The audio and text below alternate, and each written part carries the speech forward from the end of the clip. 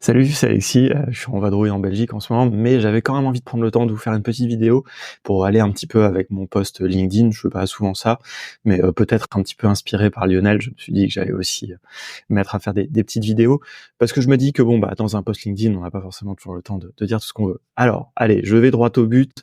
On est sur OpenAI ici et il y a vraiment un truc qui me tient à cœur, c'est que j'ai envie que vous compreniez aussi la différence entre ChatGPT et les API d'OpenAI. Et je trouve que c'est assez bien fait, puisque là, si je vais sur Login, eh bien, vous voyez que on a tout de suite ce choix. Et donc, c'est pour ça que ça me paraît important. Alors, je vais pas cliquer sur ChatGPT. Évidemment, vous avez compris que quand vous allez sur ChatGPT, ici, vous avez votre interface conversationnelle. Vous avez l'habitude de faire.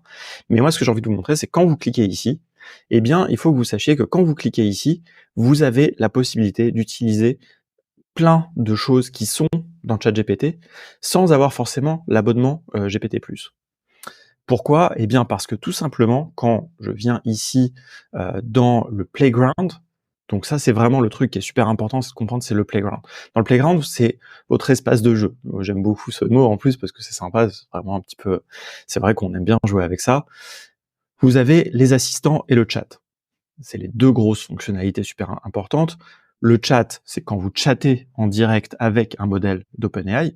Donc là, vous voyez, ici, je suis dans le chat, je vais cacher ça ici, et là, vous voyez que je peux choisir les modèles. Que j'ai ou non accès à ChatGPT+, ici, j'ai accès à tous les modèles. Ça, c'est hyper important. Alors évidemment, il faut renseigner sa carte bleue, et vous serez facturé, mais vous serez facturé très peu cher, en fait, à moins que vous fassiez énormément de requêtes. Mais voilà. Et encore une fois, je précise vraiment que le but c'est pas que forcément que vous passiez par là. C'est une interface beaucoup plus rustique, mais elle va vous permettre de comprendre pédagogiquement ce qu'on peut faire, de tester des nouvelles fonctionnalités, etc.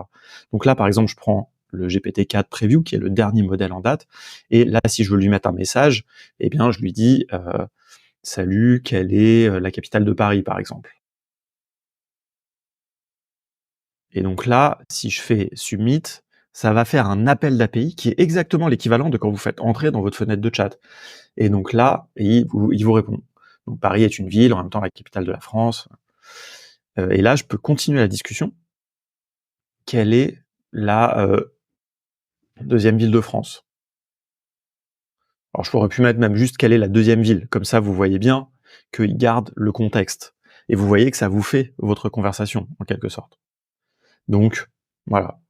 Vous faites référence à la deuxième ville la plus peuplée, donc c'est intéressant, et il élabore.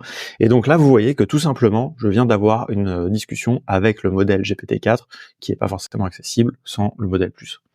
Voilà, ça c'est la partie playground du chat, et vous voyez que vous avez plein de réglages, etc. Donc ça peut vous aider vraiment, encore une fois, à jouer, à comprendre un petit peu ce qu'il y a sous la machine, puisque vraiment, encore une fois, un chat GPT n'est qu'une interface d'abstraction au-dessus de ce truc-là.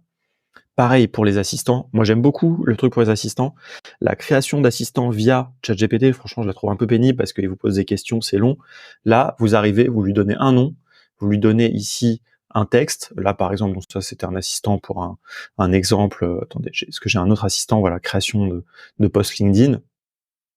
J'ai fait mon petit truc avec mes petits rôles, contexte, etc. Ça, c'est mon petit framework perso de création d'assistants. Je choisis le modèle. Vous voyez, encore une fois, j'ai accès à tous les modèles. Vous pouvez choisir même... alors, ce qui marche pas ici, par contre, c'est DALL-E. Voilà, ça, c'est un autre truc, mais bon, je sais pas si c'est ce que vous utiliserez le plus. Mais voilà, vous avez les fonctions, éventuellement, le code interpréteur, Retrieval pour ajouter des données. Vous voyez que là, même, j'ai mis des données. Donc c'est vraiment, j'ai fait cet assistant LinkedIn, je l'ai fait et via ChatGPT, et là, franchement, les résultats sont exactement les mêmes. Et là, je peux converser avec lui. Écris-moi un post LinkedIn sur l'intérêt des API GPT, OpenAI. Voilà, hop, on va faire ça. Et donc là, ce que vous allez voir d'ailleurs qui est intéressant, c'est que ici, vous voyez que ça va pas s'afficher tout de suite parce que là, ça fait un appel d'API. Il va récupérer toute l'information et ensuite il va mettre la réponse. Donc ça, c'est un peu la différence aussi. C'est exactement la même chose quand vous utilisez Make ou Zapier pour appeler ChatGPT ou un assistant, vous n'avez pas les lettres qui s'affichent au fur et à mesure, évidemment, puisque c'est un appel d'API, et vous récupérez tout d'un coup. Vous voyez d'ailleurs que ça met un peu de temps, mais en fait, c'est exactement le même temps que mettraient les lettres toutes les lettres à s'afficher quand vous êtes dans l'interface de ChatGPT. C'est juste que voilà, ça attend, et comme ça, moi, je meuble un peu, et enfin, on a la réponse. Voilà. Donc, vous voyez, il y a plein de manières différentes. Voilà, ça met des choses, ça fait des économies. Vous voyez, hein, d'ailleurs, ce que je vous disais, hein, les économies sont aussi au rendez-vous, car l'utilisation des API est maintenant 3 fois moins chère. Donc voilà. Et c'est marrant d'ailleurs parce que vous voyez que d'ailleurs ce post chez Contournement nous formons à maîtriser ces précieuses ressources avec nos ateliers IA, il est au courant puisque ici dans le texte LinkedIn il y avait des posts que j'avais fait avec Lionel, enfin avec nos ateliers IA qu'on fait avec Lionel, donc voilà, donc au passage ça permet de faire un petit pub, si ça vous intéresse, venez faire nos ateliers. Allez, je m'arrête là sinon ça fait une longue vidéo.